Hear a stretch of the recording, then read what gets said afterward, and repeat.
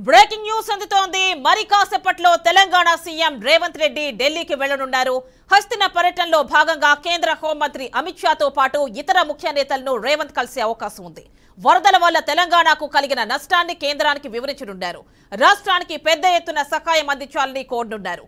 మరోవైపు ఇవాళ రాత్రికి రాహుల్ గాంధీ అమెరికా పర్యటన ముగించిన ఢిల్లీ రానున్నారు.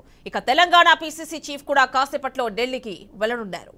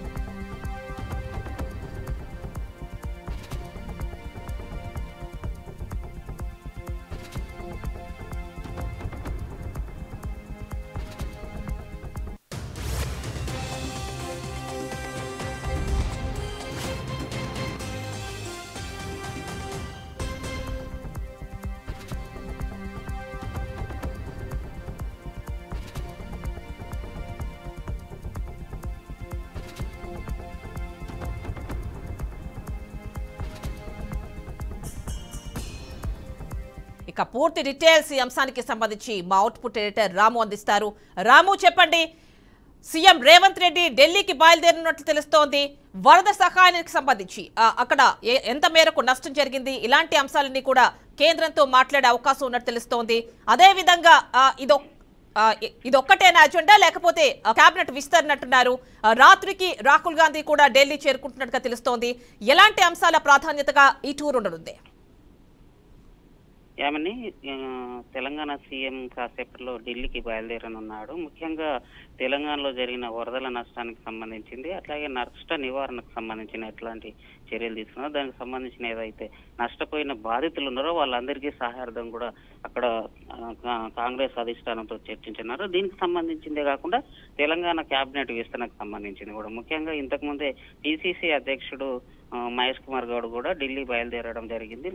అక్కడ మొత్తానికి అధిష్టానంతో పిసిసి మొదటిసారిగా పిసిసిగా అయిన తర్వాత ఢిల్లీ వెళ్ళడం జరుగుతుంది మహేష్ కుమార్. అట్లాగే అధిష్టానంతో కలిసి ముఖ్యమంత్రి అధిష్టానంతో ఇక మహేష్ కుమార్ కలిసిన తర్వాత కేబినెట్ విస్తరణకు సంబంధించింది కూడా. కేబినెట్ తెలంగాణ కేబినెట్ ఏర్పడ్డ తర్వాత మళ్ళీ కొత్తగా ఇంకా కేబినెట్ మంత్రులను తీసుకునే అవకాశం ఉంది. ఈ నేపథ్యంలో ఇది గత 2-3 నెలల నుంచి కేబినెట్ విస్తరణ కోసం పార్టీ వర్గాల్లో పెద్ద చర్చ జరుగుతుంది. ఈ చర్చల నేపథ్యంలోనే అందరికీ చాలా మంది ఆశావాహులు కూడా మంత్రి పదవుల కోసం ఎదురు చూడడం జరుగుతుంది. దీంట్లో ప్రధానంగా ఎవరెవరికి మంత్రి పదవులు చోటు దక్కాలి, ఎవరికి అవకాశం కల్పించాలి అనేది కూడా అధిష్టానం దగ్గర చర్చించే అవకాశం ఉంది. ఈ నేపథ్యంలోనే అనేక విషయాలపైన, అట్లాగే తెలంగాణకు సంబంధించిన హైడ్రాకు సంబంధించిన విషయం కూడా, హైడ్రాకు తీసుకొని బడా రాజకీయ నాయకులకు సంబంధించి వాళ్ళ పార్టీ లీడర్స్ కూడా రేవంత్ రెడ్డి పైన విమర్శలు కూడా చేస్తున్న నేపథ్యంలో మొత్తానికి హైదరాబాద్ చేస్తున్న పని విధానాన్ని కూడా కేంద్రంలో పార్టీ అధిష్టానం దగ్గర చర్చించనున్నట్లు తెలుస్తుంది. ఆమె అంటే ఇప్పటికే చాలా మంది నేతలు ఢిల్లీ చేరుకున్నట్టు తెలుస్తోంది. మరి వాళ్ళు ఎవరెవరితో లాబింగ్ చేస్తున్నట్టు తెలుస్తోంది? ఆమెని ఇప్పటికైతే కాంగ్రెస్ పార్టీలో క్యాబినెట్ చోటు కోసం సీనియర్ లీడర్లు చాలా మంది ప్రయత్నాలు చేస్తున్నారు. అట్లాగే అధిష్టానం దగ్గర కూడా చాలా ఏదైతే అభిప్రాయాలు ఉన్నాయో వాటిని వ్యక్తీకరణ జరుగుతుంది. మొత్తానికైతే తెలంగాణకు సంబంధించిన బీసీ నేతలు, కొంతమంది దళిత నేతలు కూడా సీటు కోసం ప్రయత్నాలు చేస్తున్నారు. ఈ నేపథ్యంలోనే అక్కడికి రేవంత్ రెడ్డి కూడా వెళ్ళడం జరుగుతుంది. మొత్తానికి అందరితో పాటు అధిష్టానం కూర్చొని పెట్టి ఎవరికి అవకాశం ఇస్తే బాగుంటది, పార్టీ బలంగా ఉండడానికి ఎవరైతే కేబినెట్ లో చోటు కల్పిస్తే అనేక కోణాల్లో అన్ని కోణాల్లో కూడా చర్చ జరుగుతుంది. ఈ నేపథ్యంలోనే మొత్తానికి అన్ని విషయాలు చర్చించిన తర్వాతనే కేబినెట్ కి సంబంధించిన దాంట్లో ఎవరికి అవకాశం దొరుకుతుంది అనేది వేచి చూడాల్సిన అంశం. ఏది ఏమైనప్పటికీ రేవంత్ రెడ్డి నాయకత్వం పార్టీ బలంగా పనిచేస్తున్న నేపథ్యంలో ఈరోజు తెలంగాణలో క్రియాశీలకంగా రేవంత్ రెడ్డి సర్కార్ పనిచేస్తుందని చెప్పుకోవచ్చు. ఈ అన్ని విషయాలపైన ఈరోజు ఢిల్లీ వెళ్ళిన ఎవరైతే కాంగ్రెస్ లీడర్ ఉన్నారో సీఎంతో పాటు వీళ్ళందరూ అక్కడ చర్చించే అవకాశం ఉంది అధిష్టానంతో. అంటే రాము, ఇటు వరద సహాయం విషయానికి వస్తే ఏ మేరకు సహాయం అందే ఛాన్స్ ఉంది?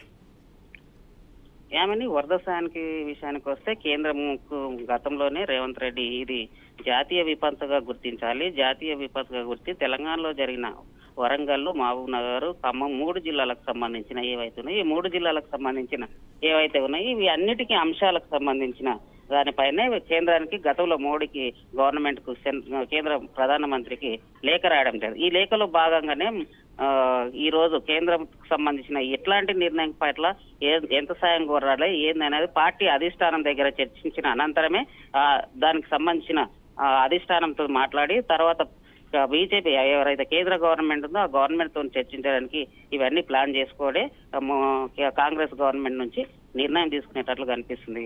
యామిని, అంటే కేంద్ర మంత్రి శివరాజ్ సింగ్ చౌహాన్ హామీ కూడా ఇచ్చారు సహాయం అందుతుందని. అయితే ఇక్కడ ఎస్టిమేషన్ ప్రకారం సుమారుగా ఒక 4,000 కోట్ల రూపాయలు అంచనా ఉంటున్నట్టు తెలుస్తోంది. మరి ఏ మేరకు వస్తుంది అంటారు సహాయం తెలంగాణకి? అంటే యామిని, ముఖ్యంగా తెలంగాణకు సంబంధించిన వరద నష్టాలకు సంబంధించిన ఏదైతే ఉందో వరద బాధితులకు సంబంధించింది మహబూబ్ నగర్, వరంగల్ కు సంబంధించింది ఏదైతే ఖమ్మం ప్రధానంగా కొన్ని ప్రాంతాల్లో బాగా నష్టం జరిగింది. ఇవన్నిటి విషయాలను 4,000 కోట్లకు సంబంధించిన నష్టం జరిగింది. కేంద్రం ముందు పెట్టడం జరుగుతుంది. దీనికి నేపథ్యంలోనే కేంద్ర ప్రభుత్వం ఎంతవరకు సాయం చేస్తుంది, వరద నష్టం కింద ఏ మేరకు సాయం చేస్తుంది కేంద్రం దృష్టిలో ఉంటది.